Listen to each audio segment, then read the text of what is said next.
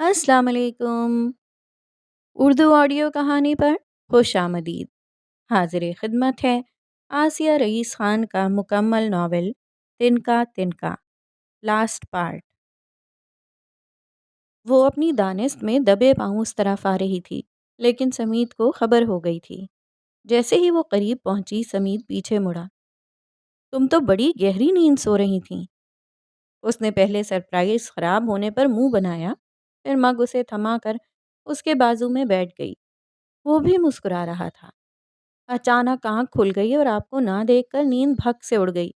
तो फिर करवटें बदलने से अच्छा था ये चांदनी एंजॉय की जाए। उसने सामने फैले उजाले को देखा। उसे देर तक काम करना होता या कोई अहम काम होता तो वो उसके सो जाने के बाद कमरे से बाहर जाकर करता था, और रात में ड्राइंग रूम में बैठने के बजाय उसे पोर्च की सीढ़ियों पर बैठना पसंद था। उसी की तरह ही क़िस्म का भी मामूल हो गया था कि कभी आँख खुल जाती तो वो भी उठ के उसके पास चली आती। रात की तन्हाई और खामोशी में उन्होंने बड़ा यादगार वक्त उन सीढ़ियों पर बिताया था। समीत, सबको ये गेट पर चढ़ी बेल बड़ी प्यारी लगती है, लेकिन मुझे बिल्कुल अच्छी नहीं लगती। उनके छोटे से लॉन की देखभाल माली करता था, जो सारे सरकारी बंगलों के लॉनों की देखभाल पर मामूर था। इसलिए वहाँ मौजूद फूल पौधे लदे फंदे और हरे भरे रहते थे। खूबसूरत और सजे सजाए लॉन का मंजर ही उन सीढ़ियों पर बैठने की सबसे बड़ी कशिश था। इसमें बुरी लगने जैसी तो कोई बात नहीं है। हमीद ने बोगनवेलिया की टहनियों पर टंगे मुख्तलिफ रंगों के फूलों को देखा, जो गेट का गुलपोश ताज महसूस होते थे। तसव्वुर करें, अगर ये सारे फूल सिर्फ सफ़ेद होते तो इससे कई गुना ज़्यादा खूबसूरत लगते। ओह! समीद ने अब गौर किया। इनमें सारे रंग हैं सिवाय वाइट के। मेरा दिल करता है माली काका से कहूँ कि इन्हें निकाल कर यहाँ सिर्फ वाइट बेल लगा दें। इन्हें काट दिया तो गेट सरकटा महसूस होगा। अपनी बात पर वो खुद ही हंसने लगा। लेकिन कुछ वक्त बाद जब सफ़ेद फूलों से ढक जाएगा तो कई गुना ज़्यादा खूबसूरत लगेगा। ये भी तो सोचें। और उस मनपसंद मंजर की तलब में थोड़ी सी वीरानी बर्दाश्त कर लेना चाहिए। उसके नासेहाना अंदाज पर वो मुस्कुराने लगा था। उस वक्त पोर्च में अपनी मखसूस जगह बैठा, गेट को देखते वो माजी के मंजर में खोया था। उसका मामूल अब भी वही था, लेकिन अब उसके पास आने के बजाय क़िस्म करवटें बदलना पसंद करती थी। उसने पलट कर ख्वाबगाह के बंद दरवाजे को देखा। मुझे वो दिन याद आते हैं क़िस्म, क्या तुम्हें नहीं आते? उसने दिल ही दिल में उसे मुखातिब किया। उसका दिल किया अभी जाकर उसे जगाए और हाथ पकड़कर इस जगह लाकर पूछे, मगर वो सीधा होकर एक गहरी सांस लेता लैपटॉप बंद करके खड़ा हो गया। समीत की आंख खुली तो वो बिस्तर पर नहीं थी। कुछ देर यूं ही उसकी खाली जगह को देखने के बाद वो उठ गया। बत्तियां सारी बंद थीं और अंधेरे में वो पोर्च की सीढ़ियों पर बैठी थी। कई दिन के शशोपंच के बाद आज उसने उसकी तरफ कदम बढ़ाए थे। निस्फ चांद की हल्की सी रोशनी थी, वरना वो उसे दिखाई भी ना देती। समीद उसके करीब जाकर बैठा तो वो चौंकी। चंद पल दोनों चुपचाप सामने गेट पर नजरें जमाए रहे। उसे अच्छा लगा था कि क़िस्म फ़ौरन वहाँ से उठकर अंदर नहीं चली गई। हमें एक दूसरे से मोहब्बत थी ना? क्या हम में अब वो मोहब्बत नहीं रही? क्या मोहब्बत भी ख़त्म होती है? बड़ी देर की खामोशी के बाद उसने क़िस्म को देखकर सवाल किए थे। आप बताएं। वो अब भी सामने देख रही थी, बोगनवेलिया के रंग बेरंगी फूलों को जो उसे पसंद नहीं थे। इन सवालों के जवाब तो नहीं मालूम, लेकिन मैं हमारे बीच वही मोहब्बत चाहता हूँ। अगर वो कहीं खो गई है तो उसे ढूंढना चाहता हूँ। वो कुछ ना बोली। उसकी चाहत ऐन उसके उलट थी। मैं तुम्हें खोना नहीं चाहता क़िस्म। तुम बताओ इसके लिए मुझे क्या करना होगा? उसकी चुप से दिल बर्दाश्ता हुए बिना उसने संजीदगी और दयानतदारी से पूछा। मेरी ज़िंदगी से पिछले कुछ साल निकाल सकते हैं? उसने भी उतनी ही ईमानदारी से जवाब दिया। नहीं। समीर की आवाज़ में रंज था। इस गुज़रे वक्त ने मुझे इतना बदल दिया है कि अब मुझे अपनी भी समझ नहीं आती। अम्मी की ज़्यादतियों के लिए महज़ सॉरी काफ़ी नहीं, لیکن میں ان کی طرف سے معافی ہی مانگ سکتا ہوں۔ اس نے بھی تو اکلوتی اولاد ہونے کی بڑی بھاری قیمت ادا کی تھی۔ اگر وہ واحد وجہ تھیں تو ان کی غیر موجودگی میں سب ٹھیک ہو جاتا، لیکن ایسا نہیں ہے سمید۔ ہمارے درمیان دیوار کی پہلی اینٹ انہوں نے رکھی تھی، لیکن اس کے بعد دیوار کا قد صرف انہوں نے نہیں بڑھایا۔ ہمہ وقت کی تنہائی نے اب اس کی سوچوں کو سمت تو عطا کر دی تھی، اور وہ اس سیدھ دیکھ رہی تھی۔ اس کی نگاہ ادھر ادھر بھٹکنے پر راضی نہ تھی۔ سمید نے افسوس اور دکھ سے اسے دیکھا۔ فکر، پرواہ، محبت جیسے احساس اور جذبے درمیانی رابطے کے بنا محض الفاظ ہیں، اسے اب ادراک ہوا تھا۔ مجھے اب بھی تم سے محبت ہے قرسم، اس نے کہا اور ساتھ ہی آنکھیں نم ہوئیں۔ مجھے کیوں محسوس نہیں ہوتی؟ اتنے دنوں بعد اندر کہیں جنبش ہوئی اور آنسو اس کے گالوں پر لڑھکنے لگے۔ میں نے بہت دنوں سے تمہیں احساس دلانے کی کوشش نہیں کی، اس لیے۔ اسے کوئی الزام دینے کے بجائے سمید نے اعتراف کیا۔ I love you, I really love you. اس کی انگلیاں قرسم کے گالوں پر پھسلیں۔ کبھی اس لمس سے اس کے اندر جگنو اور تتلیاں امڑ آتی تھیں۔ شکوے قرابت کے پردے کے پیچھے اوجھل ہو جاتے تھے، مگر اس وقت ایسا کچھ نہیں ہوا تھا۔ مجھے ہمیشہ اور روز تمہیں یہ احساس دلانا چاہیے تھا۔ مجھے بھی محبت تھی سمید، مگر اب سمجھ نہیں آتا۔ اس کے آنسو اور تیزی سے گرنے لگے۔ تھی نا تو یہیں کہیں ہوگی، مل جائے گی، وہ پر امید تھا۔ میرے اندر اس کی تلاش کی تمنا ہی نہیں۔ قرسم سے یقین اور آس سب چھن گئے تھے۔ سمید نے اس کے رخسار خشک کر کے اپنی نم انگلیاں ہٹا لیں۔ تو اب ہم کیا کریں؟ یہ سوال بے ساختہ اس کی زبان سے ادا ہوا تھا۔ قرسم کے چہرے پر ہلکی حیرت پھیلی۔ فیصلہ اسے کرنا تھا، اس میں اچانک ہم کیسے شامل ہو گیا؟ کیا ہم اب ایک دوسرے کے ساتھ خوش نہیں رہ سکتے؟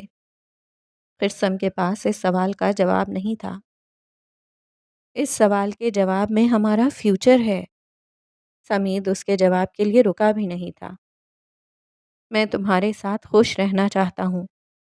حال اور ماضی کے کئی چکر لگانے اور خوب سوچنے کے بعد میں اس نتیجے پر پہنچا ہوں کہ میں تمہارے بغیر اپنی زندگی کا تصور نہیں کر سکتا، لیکن یہ ایک وجہ تمہیں اپنے ساتھ باندھ کر رکھنے کے لیے کافی نہیں۔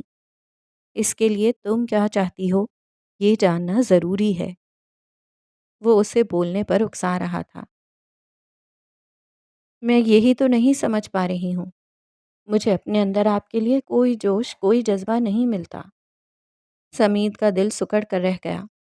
اس کی زبان سے یہ سننا تکلیف دہ تھا۔ شاید یہ سچ تمہاری مدد کرے کہ میرے سارے جذبے اب بھی تمہارے لیے ہیں۔ مجھے اب بھی تمہاری خواہش ہے۔ میں اس رشتے کو بچانے، سنوارنے کے لیے سب کچھ کرنے کو تیار ہوں۔ یہ پیاری باتیں خلوص نیت سے پر تھیں، مگر قرسم کے اندر بھرا کثیف دھواں یہ خلوص وہاں دل تک پہنچنے نہیں دے رہا تھا۔ میں جہاں ہوں وہاں میرے اندر یہ سن کر کوئی بھی امنگ، کوئی بھی امید نہیں جاگتی۔ میری کیفیت اس وقت سب سن کے بھی ہاں تو والی ہی ہے۔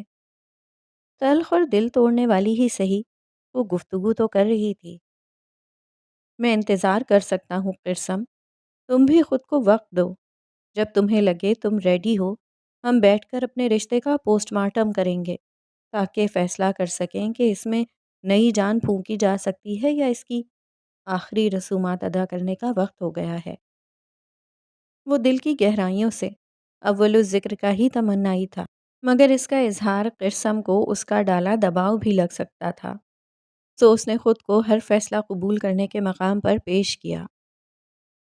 بہت دیر ہو گئی ہے، آؤ سو جائیں۔ وہ کھڑا ہوا۔ اس نے اپنے اندرون کی جھلک دکھائی تھی، لیکن اسے اپنی سوچ یا مرضی کے مطابق منانے کی کوشش نہیں کی تھی۔ اس کی خاموشی کے باوجود اب گھر میں سمید کی آوازیں گونجنے لگی تھیں۔ کھانے کی تعریف ہو یا کسی خاص پکوان کی فرمائش، یا پھر کام اور ٹی وی دیکھنے کے دوران کافی کی طلب، اگلے دن کے لیے کسی خاص شرٹ کی استری یا اس کے پہنے جوڑے پر تبصرہ، وہ یہ سب اس سے کہنے لگا تھا۔ اب وہ اس کی ہوں ہاں اور عدم دلچسپی دیکھ کر خود کو روکتا نہیں تھا۔ وہ کھانے کے بعد ٹی وی لگا کے بیٹھا تھا اور قرسم باورچی خانہ سمیٹ رہی تھی۔ جب وہ کام ختم کر کے کمرے میں جانے لگی تو سمید نے ٹی وی بند کرتے ہوئے اسے پکارا، کچھ دیر بیٹھو یہاں۔ وہ اپنی جگہ سے ہلی بھی نہیں۔ مجھے تم سے کچھ بات کرنی ہے۔ اس کا رویہ حوصلہ شکن تھا، مگر وہ کوشش کرنا ترک نہیں کر سکتا تھا۔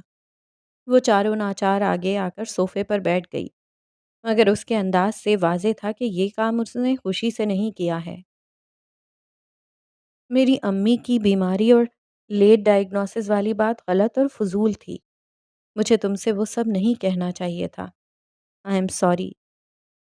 ایک تلخ اور طنزیہ مسکراہٹ قسم کے لبوں پر پھیل گئی۔ مگر آپ نے وہ بات کہی تھی، یہ حقیقت بدل نہیں سکتی، نہ میں وہ بھول سکتی ہوں۔ سمید کے چہرے پر افسوس اور دکھ گہرا ہو گیا۔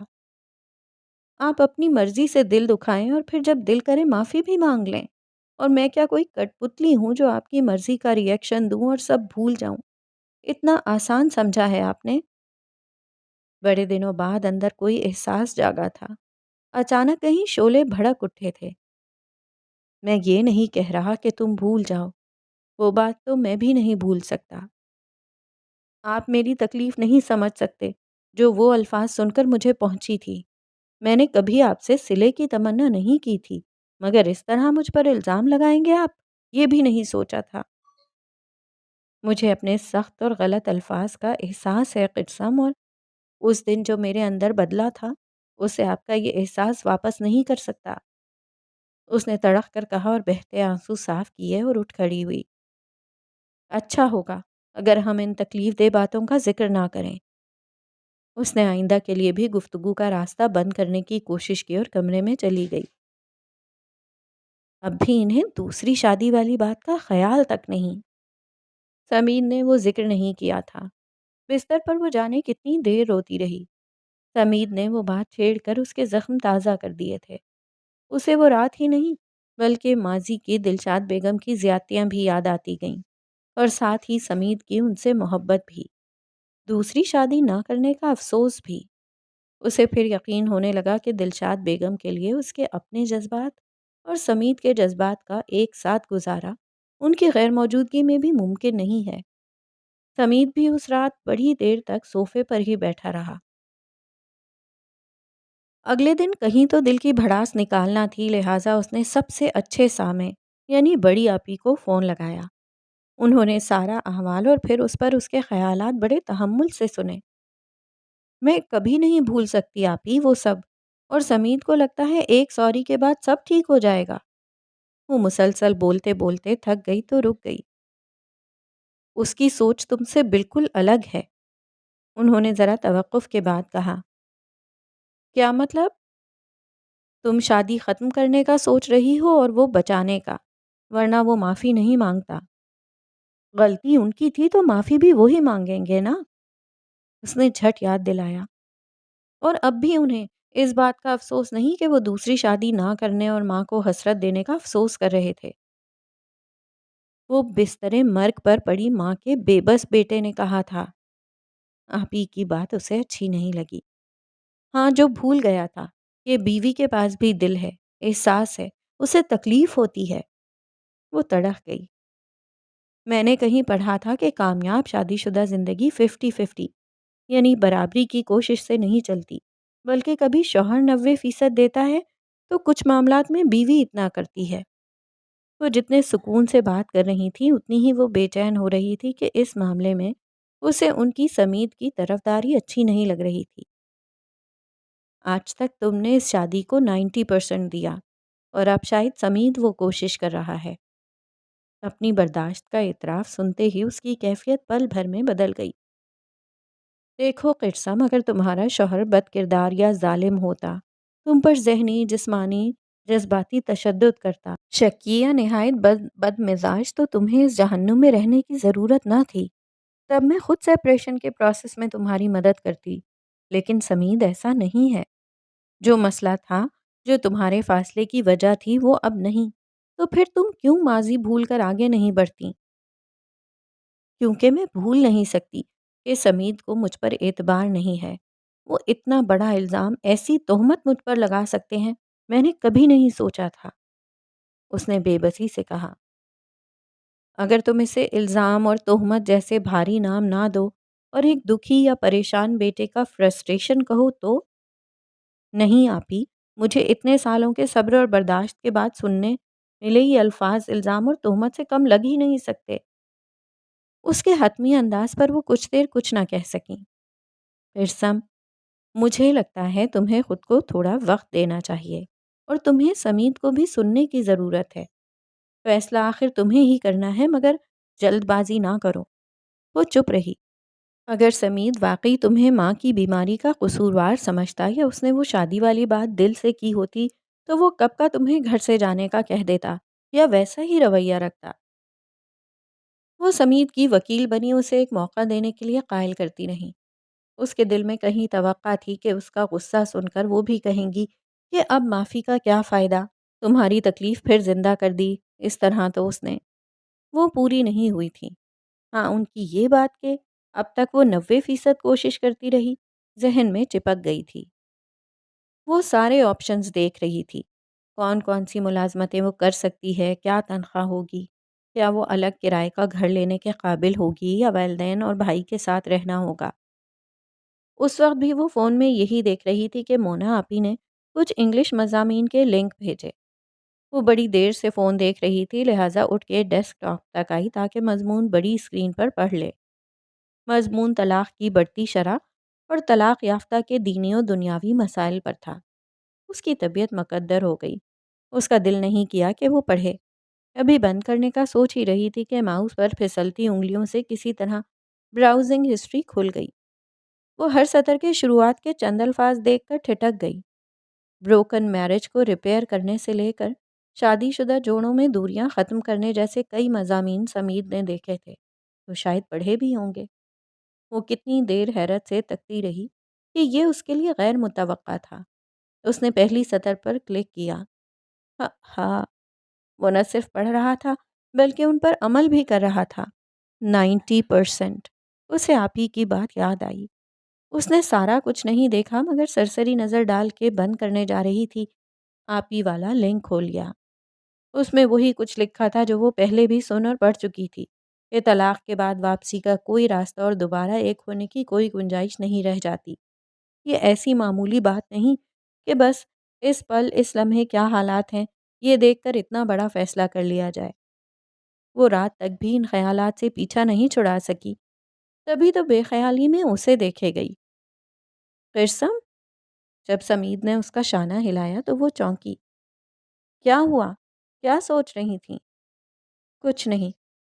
وہ پلٹ کے جانے لگی کہ سمید نے اس کا ہاتھ پکڑا۔ تم مجھ سے اتنی ناراض ہو کہ 2 منٹ میرے ساتھ بیٹھنا بھی نہیں چاہتی؟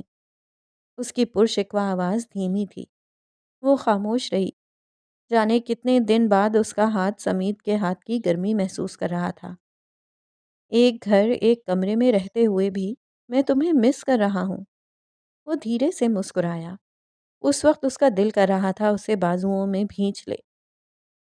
قرسم نے اپنا دل ٹٹولا، مگر وہ اب بھی کسی لاش جیسا سرد تھا۔ اسے پہلی بار سمید کے چہرے پر بکھری امید دیکھ کر اچھا نہیں لگا کہ وہ اسے مایوس کر رہی ہے۔ مگر میں تمہارا انتظار کر رہا ہوں۔ سمید نے اس کا ہاتھ چھوڑ دیا۔ وہ چند پل اسے دیکھتی رہی، پھر بنا کچھ کہے کمرے سے باہر چلی گئی۔ اس کی دنیا جہان سے بے خبری کا عالم یہ تھا کہ اپنی ہی کتنی بہت ضروری اور اہم چیزوں پر بھی اس کا دھیان نہیں تھا۔ طبیعت کی کسل مندی اور سستی انتہا کو پہنچ چکی تھی۔ تب اسے خیال آیا کہ وہ کس قدر لاپرواہی کا مظاہرہ کر چکی ہے۔ سمید کے جانے کے بعد وہ خود ہی کلینک چلی گئی اور وہاں جو خبر ملی وہ اتنی غیر متوقع تھی کہ دعاؤں کی قبولیت پر وہ خوش بھی نہ ہو سکی۔ اس وقت کیوں؟ اسے پہلا خیال یہی آیا تھا۔ مشکل لگ رہا فیصلہ اب اور مشکل ہو جائے گا۔ یہ آنٹی کی زندگی میں پتہ چل جاتا تو کیا زندگی مختلف ہوتی؟ نہیں، آنٹی نے نہیں بدلنا تھا۔ اس نے خود ہی امکان رد بھی کر دیا۔ اللہ نے یہ نعمت اسے 1 ڈیڑھ ماہ پہلے ہی عطا کر دی تھی، جس کی خبر اس کی بے توجہی اور غفلت کے باعث اب اس تک پہنچی تھی۔ بڑے بوجھ جیسی نوید تھی جو اسے کسی سے تو بانٹنا تھی، سو آپی کو فون کر کے بلا لیا۔ تو کیا تم؟ آپی حیرت اور صدمے کے مارے جملہ بھی مکمل نہیں کر سکیں۔ نہیں آپی، ان کی حیرانی کی وجہ سمجھتے ہی اس کے لہجے میں ہلکی سی جھنجلاہٹ در آئی۔ میں ایسا کچھ نہیں سوچ رہی، لیکن میں اسے مجبوری مان کر اس رشتے کو بھی کھینچنا نہیں چاہتی۔ جہاں سب کچھ ختم ہو گیا ہو، وہاں ایسی امید کی کرن سورج نہیں بن جاتی، بلکہ جلد ہی دم توڑ دیتی ہے۔ وہ کچھ اور تلخ ہو گئی۔ ایک اچھا انسان جس کے اچھا باپ ہونے کی قوی امید ہو، تو تمہیں اس کے لیے گنجائش نکالنی چاہیے۔ آپ ہی مجھے خود پر اتنا بھروسہ ہے کہ اپنا اور بچے کا بوجھ خود اٹھا سکتی ہوں، کسی پر بار نہیں بنوں گی، اور یہ آپ بھی جانتی ہیں۔ ایک ذہنی مریض، مایوس اور انچاہے رشتے میں بندھی عورت کے بجائے ایک خود مختار، با اعتماد اور مثبت سوچ اور نظریے رکھنے والی سنگل عورت زیادہ اچھی ماں ثابت ہو سکتی ہے۔ یہ بھی تو بچے کے بہتر مستقبل کے لیے ہی ہے۔ آگے بھی بہت کچھ تم مفروضوں کے بل پر سوچ رہی ہو کہ نوکری کر لوگی، بچے کو اچھی زندگی دو گی وغیرہ، لیکن ہو سکتا ہے تمہیں بہت اسٹرگل کرنا پڑے۔ ہو سکتا ہے تم دوسری شادی کے لیے مجبور ہو جاؤ، مزید اولاد ہو تمہاری قسمت میں، یا تب بھی پہلے بچے کی زندگی ویسی ہی ہوگی جیسی تم ابھی سوچ رہی ہو، اور سوچا تو یہ بھی جا سکتا ہے کہ تمہارا اور سمید کا رشتہ بحال اور مضبوط ہو جائے۔ میرا دل نہیں کرتا کہ اب میں یہ رشتہ آگے گھسیٹوں۔ ہمارا تعلق کب کا مر چکا ہے آپ ہی، کیا یہ وجہ کافی نہیں؟ ہم واپس پہلے جیسے نہیں ہو سکتے۔ جب میرا دل کہہ رہا ہے یہ تعلق توڑ دوں، ختم کر دوں، تو میں اس کی نہ سن کر کچھ اور کیوں سوچوں؟ اسے رونا آ گیا۔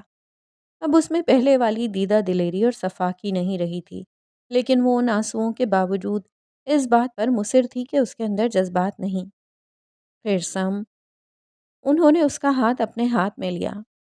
اب تک تم اکیلی تھیں، اس لیے علیحدگی پر شاید کوئی اعتراض نہ کرتا، مگر اب منظر بدل گیا ہے۔ امی ابا کے لیے ہی نہیں، تمہارے اور سمید کے لیے بھی۔ تم اب تعلق توڑ کر ایک دوسرے سے بے نیاز نہیں ہو سکتے۔ تمہیں جوڑنے والی کڑی بھی کمزور نہیں ہے۔ وہ خاموش رہی۔ مسئلہ تمہاری ساس تھیں جو اب نہیں رہیں۔ سمید اور تم کبھی لڑے بھی نہیں ہو۔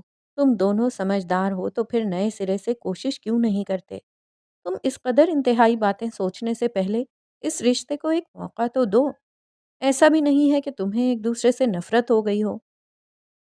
وہ چپ رہی۔ ان سے کیا کہتی کہ لڑائیاں اور بحثیں ہی انسانوں کو ایک دوسرے سے دور اور متنفر نہیں کرتی، بلکہ یہ کام خاموشیاں ہی کر دیتی ہیں۔ اب اسے نفرت، محبت کچھ محسوس نہیں ہوتا تھا۔ یہی تو افسوس تھا۔ جذبات پر ایسی برف تھی کہ وہ چاہ کر بھی خود کو اس کیفیت سے نکال نہیں پاتی تھی جس میں منجمد تھی۔ دلشاد بیگم کے بعد وہ ہر اذیت اور خوف سے آزاد تھی، لیکن اس سے زیادہ مقید اس نے خود کو کبھی محسوس نہیں کیا تھا۔ اس کا اب بھی اس گھر میں دم گھٹتا تھا۔ سمید اب بنا اگر مگر اور شرائط کے اس کا تھا۔ دوسری شادی کی تلوار ہٹ گئی تھی، اس پر جبرن مسلط کیا داغ مٹ گیا تھا، پھر بھی سمید کو دیکھ کر اس کے اندر خوشی یا گرم جوشی نہیں جاگتی تھی۔ وہ اس کے لیے دنیا میں موجود بہت سے لوگوں جیسا ہو گیا تھا، جن کے قریب، دور یا اجنبی شناسا ہونے سے کوئی فرق نہیں پڑتا تھا۔ جس شخص کے لیے اس کے اندر اتنی لا تعلقی سما گئی تھی، اس کے ساتھ آگے کیسے اور کیوں بڑھا جائے؟ اس کے اچھا انسان ہونے سے اسے انکار بھی نہیں تھا، مگر اب اسے اس اچھے انسان کا ساتھ خوش نہیں کر رہا تھا۔ اتنی سی بات تھی، لیکن آپ ہی سمجھ نہیں پا رہی تھیں کہ درست وقت پر ہو تو وہی عنایتیں اور مثبت عمل اثر رکھتے ہیں۔ وہ اس دن آپ ہی کے ساتھ میکے آ گئی کہ کچھ دن وہاں یکسوئی سے سوچے گی، لیکن اب پچھتا رہی تھی کہ آپ ہی اور مونا آپ ہی دونوں وہاں موجود تھیں۔ وہ اس کی ہم راست تھیں اور دونوں کی رائے مشورے بالکل متضاد تھے۔ ان کی سن سن کر وہ مزید الجھتی جا رہی تھی۔ مونا ابھی اس کی شادی کی حقیقت تو کسی طرح راز رکھے تھیں، مگر نانا نانی بننے کی اطلاع وہ اپنے والدین سے مخفی نہ رکھ سکیں۔ امی ابا کی خوشی اور ان کے دمکتے چہرے اسے اور دکھی کر رہے تھے۔ سوچنے کے لیے یہاں سے زیادہ یکسوئی اور تنہائی تو وہیں اپنے گھر میں تھی۔ اس کی چپ کو سب اب بھی ساس کی بیماری اور وفات کا اثر سمجھ رہے تھے۔ وہ 2 دن بعد ہی گھر واپس آ گئی۔ और आप ही को लगा उनकी बातों का असर हो रहा है। समीत भी उसे देखकर खुश हुआ था। खाने के बाद वो उसी मेज़ पर लैपटॉप खोले काम कर रहा था। एक दूसरे से बात करो, समीत की भी सुनो, जो कुछ तुम्हारे अंदर है उससे कहो। ना चाहते हुए भी आप ही की बातें आसपास गूंजने लगती थीं। उसे एहसास ही नहीं हुआ कि अपने लिए चाय बनाते हुए उसने आज इतनी उलझनों और मनफी सोचों के बावजूद समीत के लिए भी चाय बना ली थी। थैंक्स। उसने मग मेज पर रखा तो समीत ने पहले हैरत से उसे देखा, फिर जल्द चेहरे के तासुरात पर काबू पाते हुए शुक्रिया कहा। वो कुछ कहे बिना बाहर चली आई थी। इस इत्तला के बाद उसकी हालत अजीब हो गई थी। अपना इरादा, आप ही की बातें और अंदेशे, वसवसे, कभी वो उदास हो जाती, कभी हद दर्जा मायूस, तो कभी बुरी तरह उलझ जाती। अक्सर बिला वजह ही रोना आए जाता और घर में तन्हाई होती तो वो बिला झिझक रोती भी रहती। टीवी लगाकर कुछ तफरीही देखने की कोशिश में चैनल बदलते हुए वो जहाँ रुकी, वहाँ चल रहे शो में जवान और दरमियानी उम्र के बच्चे कैंसर की वजह से फौत हो चुके वालदैन के बारे में बात कर रहे थे। वालदैन की तकलीफ और अपनी बेबसी बयान करते हुए अक्सर की आंखें भीग गई थीं। कुछ बाकायदा रो रहे थे। चंद अफराद को सुनने के बाद उसका दिल ऐसा घबराया कि उसने टीवी बंद कर दिया। ज़मीद भी इन सब से गुजरा है, पहली दफ़ा उसने सोचा। ज़रा देर बाद उसे एहसास हुआ कि वो रो रही है। जाने ये उसके हॉर्मोन्स थे या वाकई दिल पिघल रहा था। फिर सम उसकी आवाज़ सुनकर समीत बाहर आया। क्या हुआ? उसके बाजू में बैठकर उसकी पुश्त पर बाजू फैलाते हुए उसने तशवीश से पूछा। उसने नफ़ी में सर हिला के खुद को संभालना चाहा, मगर आंसुओं में रवानी आ गई। इरसम, क्या हुआ? कुछ तो कहो। समीद ने उसे खुद से करीब किया और उसकी सिसकियां मजीद बुलंद हो गईं। कुछ देर बाद समीद के कहने और आंसू पोंछने पर वो किसी तरह चुप हुई। कुछ इदराक पलों में होते हैं, उसके साथ भी यही हुआ था। उसने सर उठा के समीद को देखा। आप आंटी की बीमारी के वक्त क्या सोच रहे थे? उसे अपने अल्फाज अजनबी लगे। उसने कभी गुमान भी नहीं किया था कि वो ये समीद से पूछेगी। वो भी उसके सवाल पर चौंका। मैं? एक गहरा सांस भर के वो सीधा हुआ। मेरा हाल भी बुरा ही था किस्म, और सोचें हर तरह की थी। अच्छी, बुरी, नेगेटिव, बहुत नेगेटिव।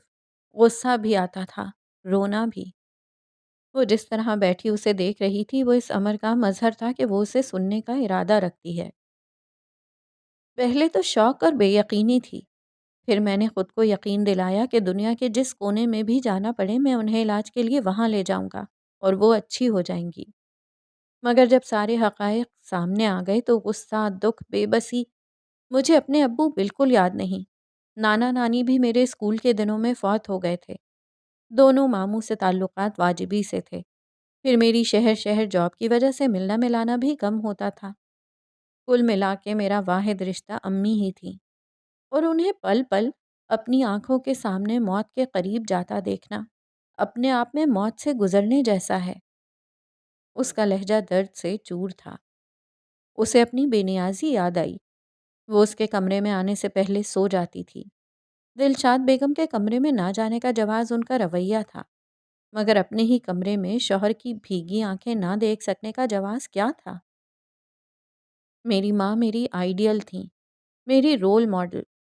वो जैसी भी थीं, अपनी कमियों और गलतियों के बावजूद मुझे दुनिया में सबसे अजीज़ थीं। उनकी कुर्बानियों के बदले में उनकी थोड़ी नाइंसाफ़ी और तुम्हारे साथ गलत रवैया बर्दाश्त कर सकता था मैं। मैंने अपने तौर पर उनके बर्ताव की तलाफ़ी करने की कोशिश की थी कि तुम्हारा हर तरह से ख़्याल रखूं, अपनी तरफ से कोई तकलीफ़ ना होने दूं। तुम इसे मेरी बुज़दिली कहो या कमज़ोरी, मैं उनके लिए ऐसा ही था कि ज़िंदगी में उन्होंने मेरी आंखों के सामने कुछ गलत किया तो वो सिर्फ़ तुम्हारे साथ उनका बर्ताव था, और उनकी उम्र भर की रियाज़त को देखते हुए मैं इतनी रियायत तो उन्हें दे सकता था। तुमने उन्हें इसी एक रूप और रिश्ते में देखा जो अच्छा नहीं था, और मैंने उनके कई रूप देखे हैं जो सारे मस्बत और अच्छे थे। उसकी आवाज़ भर्रा गई। उसने आंखों पर हाथ रखा और कसम ने बेख्तियार उसके शाने पर। जाने उसे कब से इंतज़ार था کتنی شدید ضرورت تھی کہ اس ذرا سی پہل پر ہی اس نے قسم کو قریب کھینچا۔ وہ اس کے شانے پر تھوڑی ٹکا کر رونے لگا۔ یہ آنسو اس شانے پر قرض تھے۔ اس نے سمید کو ماں کی وفات پر بھی گلے نہیں لگایا تھا، دلاسا نہیں دیا تھا۔ ساس بہو کے رشتے میں میاں بیوی کا تعلق بہت پیچھے چلا گیا تھا۔ اس نے اس کی پشت پر تھپکی دی اور سمید اسے بازوؤں میں لے کر شدت سے رونے لگا۔ بے اختیار ہی اس کی آنکھیں بھی برسنے لگیں۔ چپ کا سرد سا تنکا حدت سے بھر گیا تھا۔ سمید کے چند جملے اس کی سوچ کو ایک نئی سمت دے گئے تھے۔ اسے کئی منظر یاد آئے جب وہ تنہا ہی دلشاد بیگم کو اسپتال لے کر جاتا تھا۔ ان کے پاس وہی ٹھہرتا تھا، انہیں اپنے ہاتھوں سے کھانا کھلاتا، ان کے سارے کام کرتا تھا۔ اس نے کبھی اسے ان کا کوئی کام کرنے کو نہیں کہا تھا، اور تب اس کا دل یہ سوچ کر بھی اداس ہو جاتا تھا کہ وہ بیوی کو یکسر فراموش کر بیٹھا ہے۔ اس نے ایک دو بار کہا بھی کہ وہ کل وقتی نرس کا انتظام کر لیں تاکہ اسے بھی کچھ وقت ملے، مگر اس نے منع کر دیا تھا۔ یہ مجھے جتانا چاہتے ہیں کہ میں کس قدر نکمی ہوں اور وہ کتنا اپنی ماں کا خیال رکھ رہے ہیں، اور ان کی غیر موجودگی میں مجھے بھی یوں ہی کیئر کرنی چاہیے تھی۔ ایک بار ہی صحیح، مگر اس نے سوچا تھا۔ جب حد سے زیادہ خیال الجھتے گئے تو اس نے آپ ہی کو فون لگایا۔ ہمیں محبت ہو گئی تھی تو محبت کافی کیوں نہیں تھی؟ کیونکہ انسان خود غرض ہے اور اس کی مٹی میں ناشکری بھی شامل ہے۔ ہم لاکھ مخلصی کا ڈھنڈورا پیٹیں، مگر سچ یہی ہے کہ اکثر ہم اپنی ذات سے آگے دیکھتے ہی نہیں۔ کوئی بھی تعلق کسی ایک وجہ سے نہ تو ٹوٹتا ہے نہ قائم رہتا ہے۔ تعلق وہی خوشگوار رہتا ہے جہاں دونوں فریق اسے خوشگوار بنانے کے خواہش مند ہوں۔ محبت، قربانی، ایڈجسٹمنٹ، انڈرسٹینڈنگ وغیرہ سب اس خواہش کے بعد آتے ہیں، اور مجھے لگتا ہے تمہیں خود کو ٹٹول کر یہی پرکھنا ہے کہ تم سمید کے ساتھ ایک خوشگوار زندگی چاہتی ہو یا نہیں۔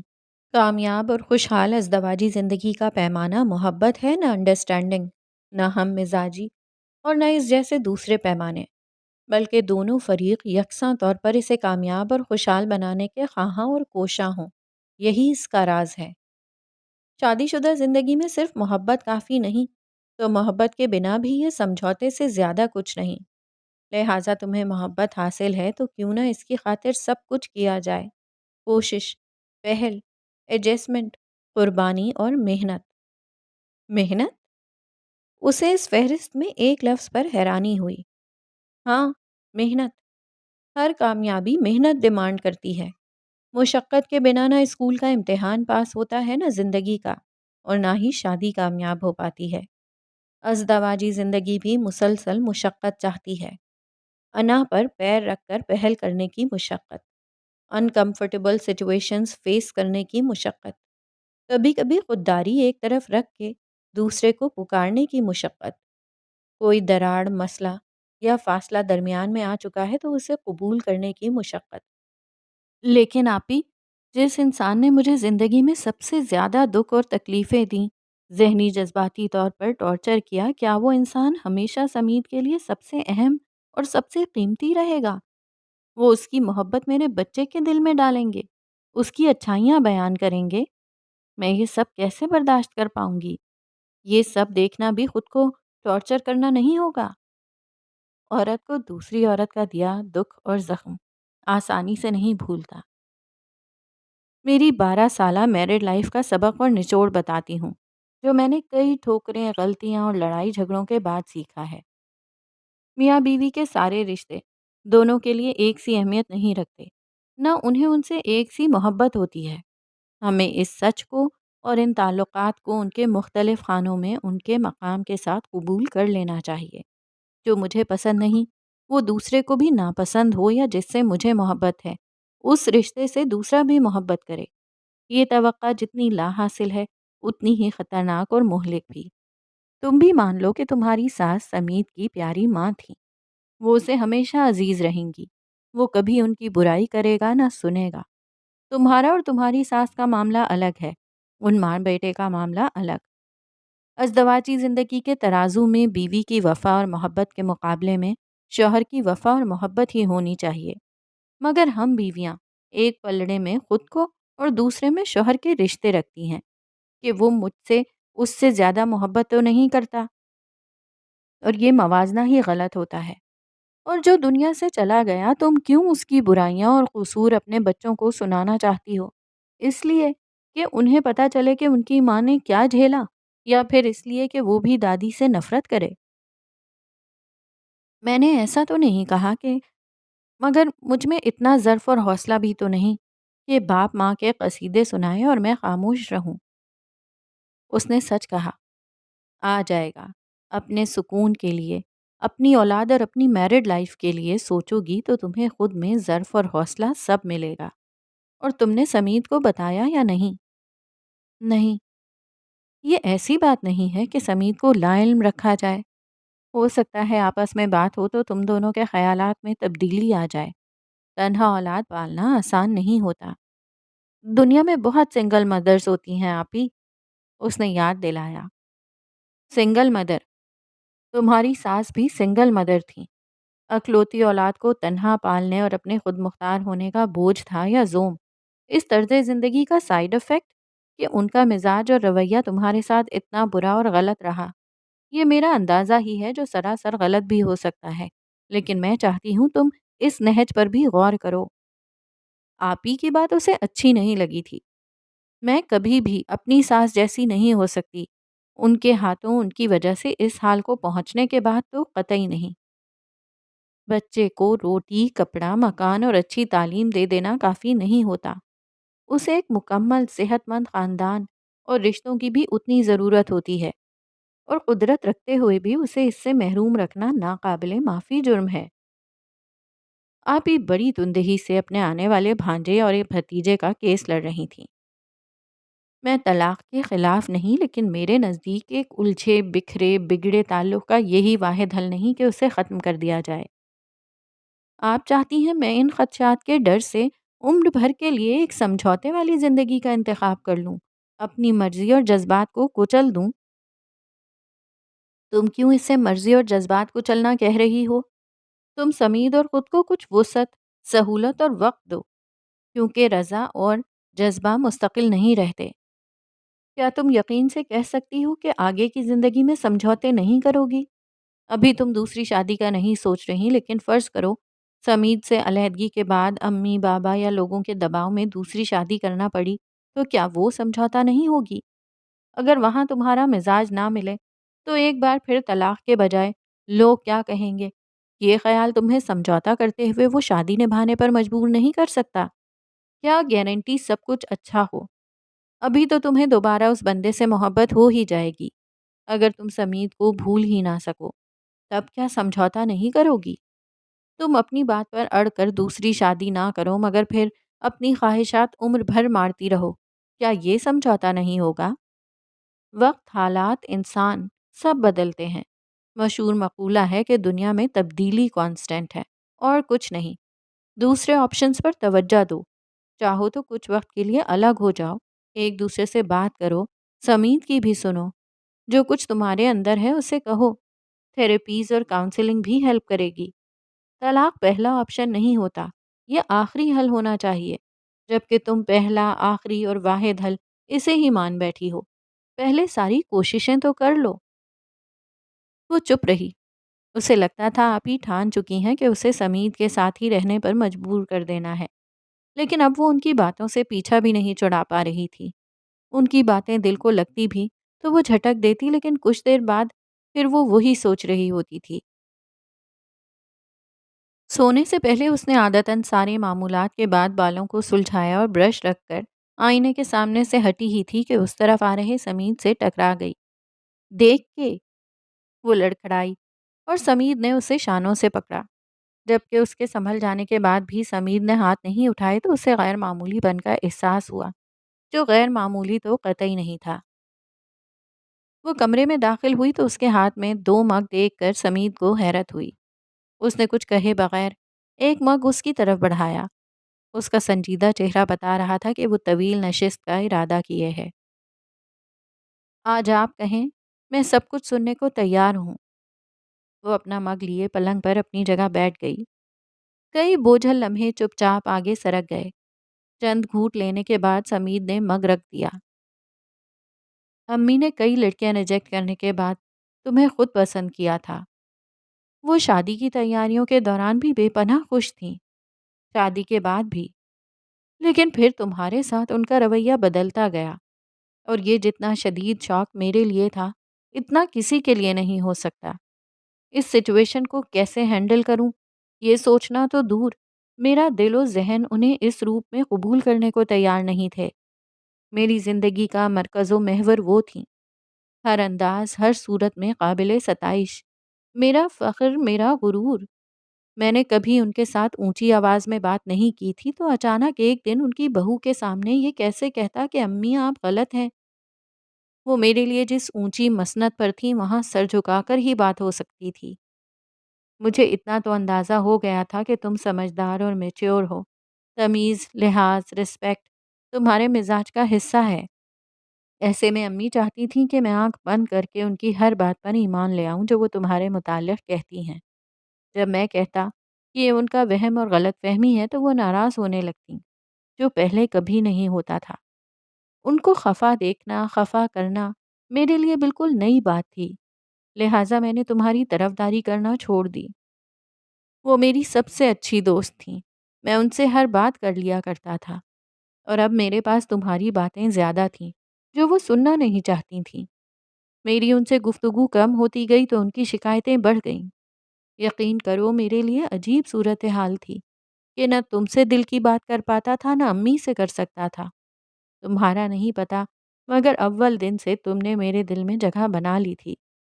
میں جو اب تک کھل کر جیتا آ رہا تھا، زندگی کے اس اہم موڑ پر سب سے خاص انسان کے ساتھ مجھے زمانے بھر کا احتیاط کرنا پڑ رہا تھا۔ امی جتنی ایگریسو ہوتی گئیں، میں اتنا الجھتا گیا۔ میرے پاس بہت رشتے نہیں تھے، مجھے مختلف مزاج کے افراد کے ساتھ رہنے اور پیش آنے کا تجربہ نہیں تھا۔ میرے محدود تعلقات نے تجربات بھی محدود رکھے تھے۔ میں تمہیں اپنی کشمکش سے دور رکھنا چاہتا تھا۔ میں نے اپنی طرف سے پوری کوشش کی کہ تمہارے ساتھ میں کوئی زیادتی نہ کروں، میری طرف سے کوئی ناانصافی نہ ہو، تمہیں تکلیف نہ ہو۔ لیکن اندازہ نہیں تھا، تمہارے آگے امی کا غلط رویہ میری ساری کوششوں کو زیرو کر دیتا ہے۔ میں نے اپنے طور پر امی اور تمہارے ساتھ انصاف کی کوشش کی۔ مجھے لگتا تھا تم میری پوزیشن سمجھو گی، ہمارے بیچ اتنی انڈرسٹینڈنگ تو تھی کہ تم میرے خلوص اور محبت پر شک نہ کرتی، لیکن یہ میری غلط فہمی تھی۔ وہ ساکت اسے سن رہی تھی۔ شادی کے بعد ایک دم نیا ماحول، نیا گھر صرف اس کا امتحان نہیں تھا۔ وہ ایک نئے گھر میں اور نئے ماحول میں آ کر حیران تھی، تو یہ صورتحال سمید کے لیے بھی اتنی ہی تعجب خیز اور نئی تھی۔ وہ اپنا گھر اور اپنا ماحول چھوڑ کر نئی جگہ آئی تھی، تو اس کی آمد نے سمید کے گھر کا ماحول بھی بدل دیا تھا۔ اس کی موجودگی میں جو ہو رہا تھا وہ اس کے لیے بھی اتنا ہی نیا تھا جتنا اس کے لیے۔ اس نے ساس پہلی بار دیکھی اور جھیلی تھی، تو سمید بھی پہلی بار ہی اپنی ماں کو ساس کے روپ میں دیکھ اور جھیل رہا تھا۔ اس کا سسرال کا پہلا تجربہ تھا، تو سمید کا گھر بھی پہلی بار سسرال بنا تھا۔ وہ اپنے طور سے دو افراد کی توقعات میں اعتدال رکھنے کی کوشش کر رہا تھا۔ اب تک اسے لگتا تھا صرف اس نے سہا ہے، اس کے ساتھ زیادتی ہوئی ہے۔ جذباتی طور پر صرف اسے غضب پہنچا کہ وہ اپنا سب کچھ چھوڑ کر نئے گھر، نئے لوگ، نئی صورتحال سے دوچار تھی۔ مگر انہی سب سے تو سمید بھی گزر رہا تھا۔ اس وقت اسے احساس ہوا کہ اس نے کبھی خود سے ہٹ کر سوچا نہیں تھا۔ اسے سمید سے بس شکایتیں تھیں، اسے اس کی غلطیاں نظر آتی تھیں اور ماں سے حد درجہ محبت۔ اس نے ہمیشہ ہر موقع پر یہ سوچا کہ ابھی سمید کو یہ کہنا اور کرنا چاہیے تھا، سمید نے ایسا نہیں کیا، ویسا نہیں کہا، لیکن اس نے کبھی یہ نہیں سوچا تھا کہ سمید نے ایسا کیوں کیا۔ اس کی ایک ہی وجہ تو نہیں تھی۔ اس نے بھی سمید کے لیے اس وقت کیا کہا اور کیا کیا تھا، اس نے پہلی بار سوچا۔ جب امی نے بچے کو ایشو بنایا اور دوسری شادی کا شوشہ چھوڑا، تو مجھے ان کی تمہارے لیے ناپسندیدگی کی شدت نے دہلا دیا۔ دوسری شادی کا میں سوچ بھی نہیں سکتا تھا۔ میں ان سے جو کہتا، جو کرتا قسم، لیکن تمہیں، تمہارے علاوہ میں کسی اور کا تصور بھی نہیں کرنا چاہتا تھا، نہ تب نہ اب۔ میں سوچ سوچ کر پاگل ہونے کو تھا کہ تمہیں خود پسند کرنے کے بعد اب امی ایسی کیوں ہو گئی ہیں۔ میں نے انہیں کاؤنسلنگ کے لیے منانے کی بھی کوشش کی تھی، مگر تم جانتی ہو ان کی مرضی کے بغیر ان سے کچھ بھی کروانا ناممکن تھا۔ ان کی تنہا اور مصروف پچھلی زندگی کی وجہ سے ان کی کچھ نفسیات میں سمجھتا تھا، مگر اس کا کوئی حل نہیں تھا میرے پاس۔ جس کے پاس تھا وہ وہاں جانے کے لیے راضی نہیں تھی۔ جب جاپان جانے کا چانس ملا تو میں نے سوچا یہ کوشش بھی کر لی جائے کہ میں درمیان سے نکل جاؤں۔ مجھے یہ بھی غلط فہمی تھی کہ میری غیر موجودگی میں شاید تم دونوں کا تعلق بہتر ہو جائے۔ میں درمیان سے نکل جاؤں تو تم ایک دوسرے کی اچھائیاں دیکھ سکو، لیکن یہ میری زندگی کا سب سے غلط فیصلہ ثابت ہوا۔ وہ چپ ہو گیا۔ اگر اب بھی وہ یہ سب نہ کہتا تو قسم اس کی مشکلات اور کیفیات سے بے خبر ہی رہتی۔ اس کی سب سے بڑی شکایت تھی کہ اسے جس طرح اس کے لیے اور اس کے ساتھ کھڑا ہونا چاہیے وہ ویسے کھڑا نہیں ہوا تھا۔ ہر بیوی کے من کی مراد یہی ہوتی ہے کہ شوہر اس کا ساتھ دے، اس کی خاطر سب سے لڑ جائے، ہر کسی کے سامنے ڈٹ جائے۔ یہ ایسی ناجائز خواہش بھی نہیں، لیکن اس تمنا میں وہ اکثر شوہر کی مجبوری، حکمت، لحاظ سب نظر انداز کر کے شوہر کی گھر والوں کے لیے محبت اور نرمی ہی دیکھتی ہے، اور ان سب سے اجتماعی طور پر متنفر ہونے لگتی ہے۔ اس نے بھی یہی کیا تھا۔ ساری تعلیم، شعور، کشادہ ذہنی اور آزاد خیالی کے باوجود وہ روایتی بیوی ثابت ہوئی تھی۔ ایک بار بھی سمیت کے نظریے سے صورتحال پر توجہ دیتی تو شاید سمیت کے چپ رہنے کا اتنا ملال نہ ہوتا۔ اسے یاد آیا سمیت نے کبھی تنہائی میں بھی اپنی جھنجھلاہٹ یا غصہ اس پر نہیں نکالا تھا۔ وہ بس خاموش ہو جاتا تھا، جو اسے بہت دکھی کرتا تھا کہ وہ آگے آ کر اس کا حال کیوں نہیں پوچھتا، دلاسا تسلی بھی نہیں دیتا۔ اسے اس کی فکر نہیں کہ دلشاد کی باتیں اسے کس قدر زخمی کرتی ہیں۔ وہ پوچھتا بھی نہیں تھا، جبکہ وہ خود بھی سمیت کے ساتھ یہی کر رہی تھی۔ آگے بڑھ کر اس نے بھی سمیت سے کچھ نہیں پوچھا تھا۔ اس نے کیوں نہیں سوچا کہ ماں کا رویہ اسے بھی تکلیف پہنچاتا ہوگا، وہ اس لیے اس پر بات نہیں کرتا۔ اس کی خاموشی کی وجہ ماں سے محبت ہے، بیوی سے محبت میں کمی نہیں۔ اسے لگا دونوں کی خاموشی ہی سب سے بڑی مجرم تھی۔ آپ نے کبھی مجھ سے کچھ کہا کیوں نہیں؟ کیا کہتا؟ اس نے دلگیر تبسم کے ساتھ اسے دیکھا۔ کیسے اپنی ماں کی شکایت کرتا، ان کے رویے سے مجھے کتنی تکلیف ہو رہی ہے کیسے بتاتا۔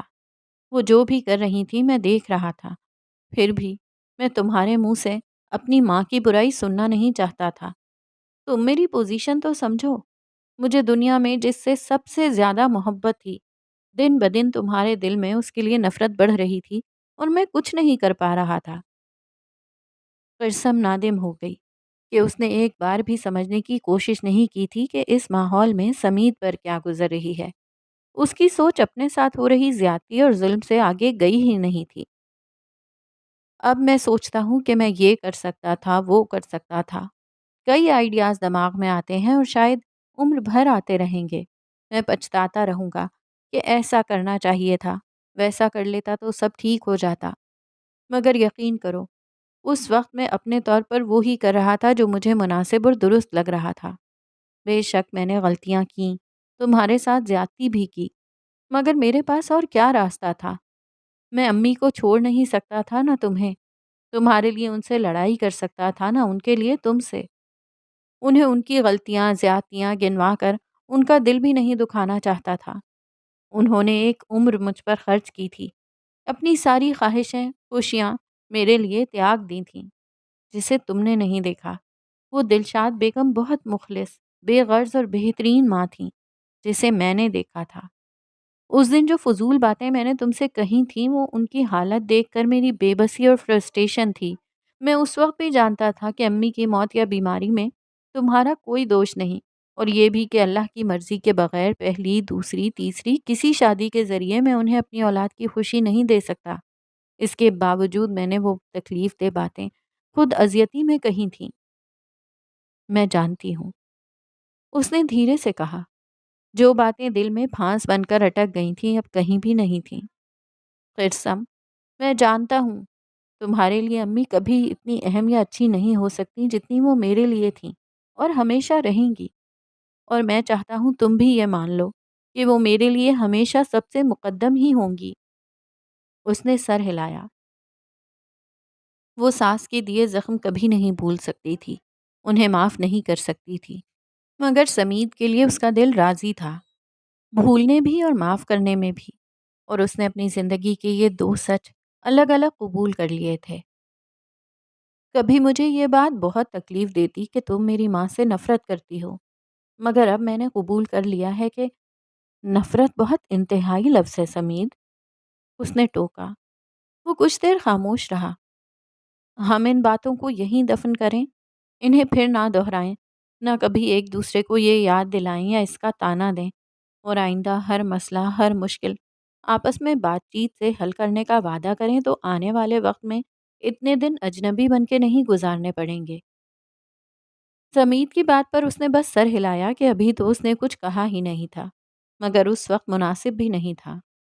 اس شب وہ سوئی تو اس نے سمیت کی طرف پیٹھ نہیں کی تھی، ان دونوں نے غلطیاں کی تھیں۔ اس کی خطا یہ تھی کہ اس نے سمیت کے نظریے سے ایک بار بھی نہیں سوچا، نہ اس کی پریشانی سمجھنے دیکھنے کی کوشش کی تھی، جبکہ سمیت نے اسے وہ اعتبار اور بھروسہ نہیں دیا جس کے بعد وہ اس کے الفاظ نہیں، اس کی نیت کو اہمیت دیتی۔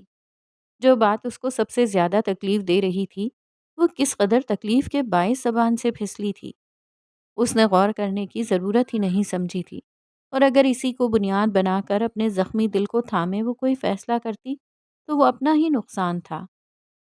وہ اس مضبوط اور ہٹے کٹے مرد کو آنسو بہانے اور دل کا غبار نکالنے کے بعد تھک کے مگر سکون بھری نیند میں ڈوبے دیکھ رہی تھی۔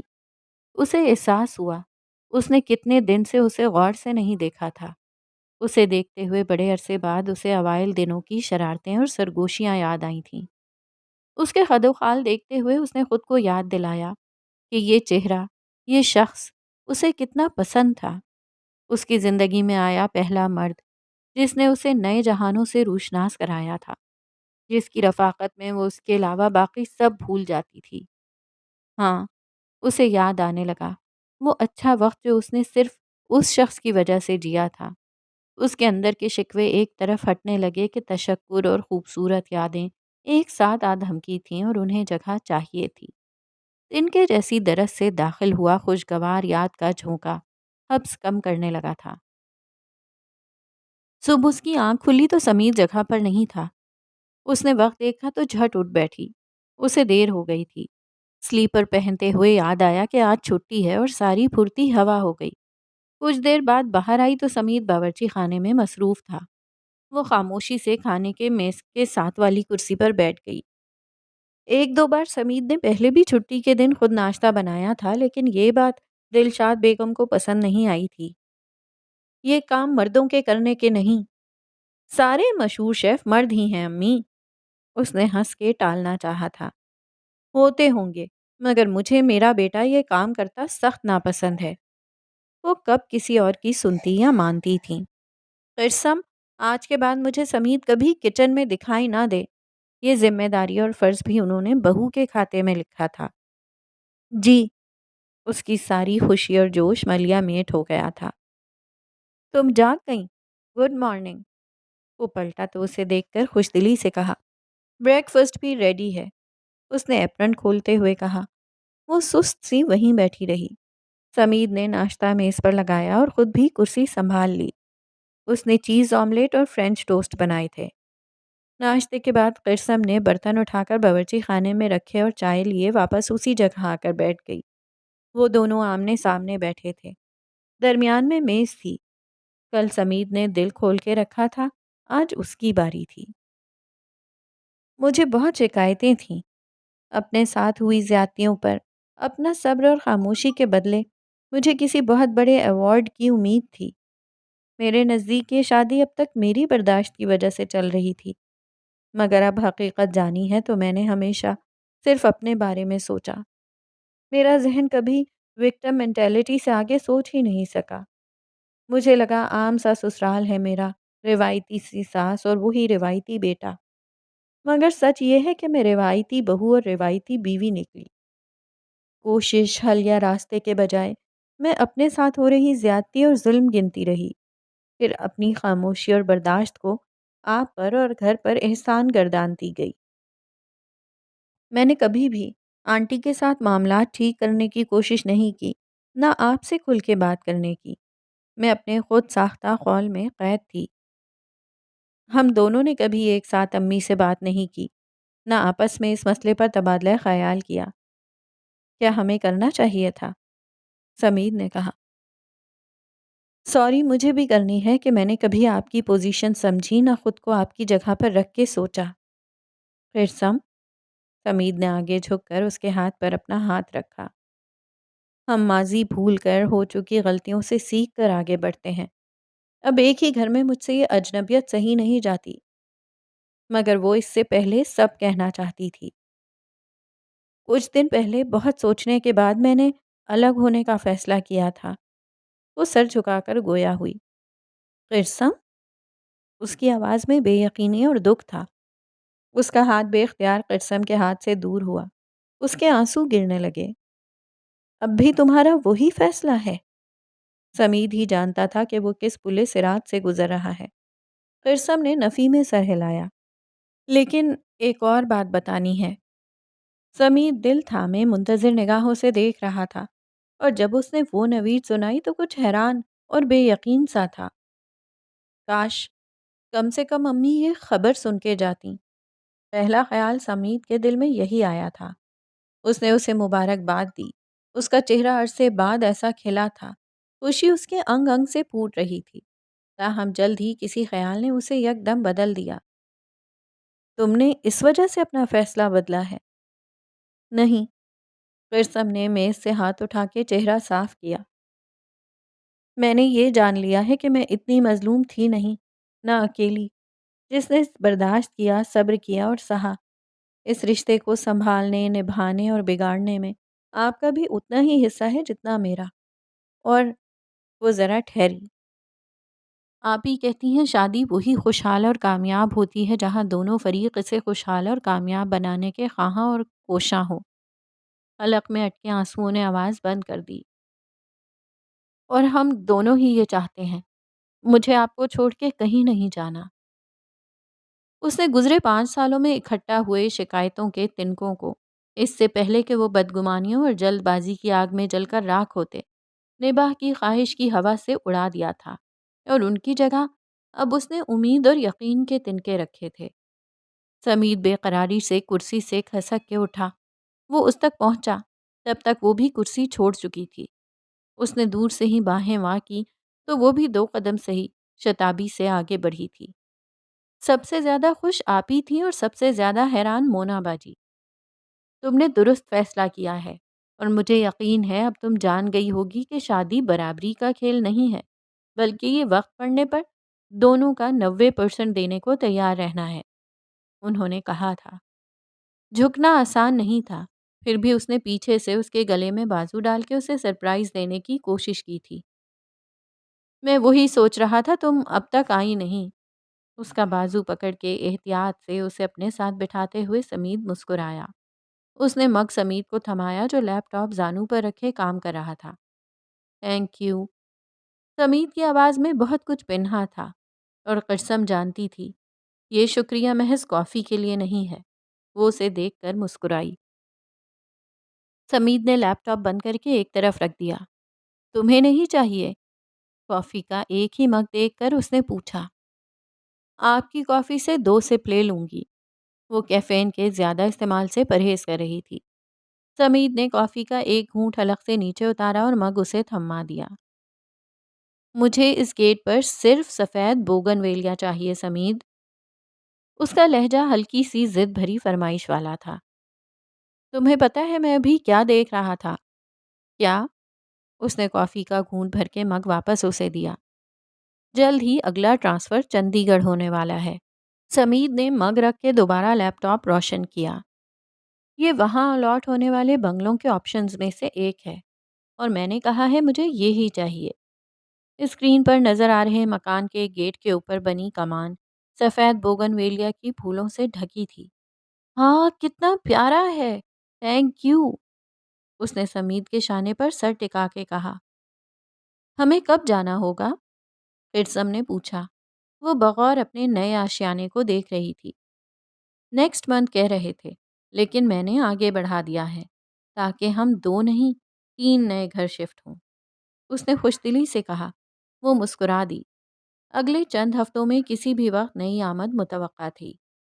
اور تمہیں پتہ ہے چندی گڑھ میں، اور اب وہاں نئی جگہ، نئے گھر اور نئی شروعات کی باتوں کا آغاز ہو گیا تھا۔ چاندی کی ٹھنڈک میں مدہوش بوگن ویلیا کے رنگ برنگی پھول جلد ان سے دور جانے والے دو مکینوں کے نئے آشیانے کے لیے محو دعا تھے۔